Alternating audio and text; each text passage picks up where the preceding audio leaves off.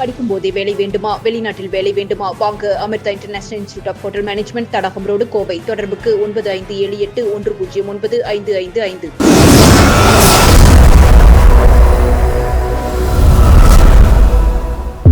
வணக்கம். கோவை துடியலூர் அடுத்துள்ள வடமதுரையில் நூற்றாண்டு பழமை வாய்ந்த அருள்மிகு விருந்தீஸ்வரர் திருக்கோவிலில் ஆடி மாத பிரதோஷத்தை முன்னிட்டு பெரிய நந்தி பகவானுக்கு சிறப்பு பிரதோஷ வழிபாடு வெகு விமர்சையாக நடைபெற்றது.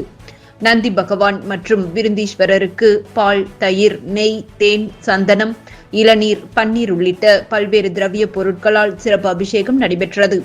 தொடர்ந்து கோவில் பூசாரி, தயாநிதி குருக்கள் மற்றும் சிவனடியார்கள் வேத மந்திரங்கள் முழங்க விருந்தீஸ்வரருக்கு அலங்கார தீபாராதனை சிறப்பாக செய்தனர்.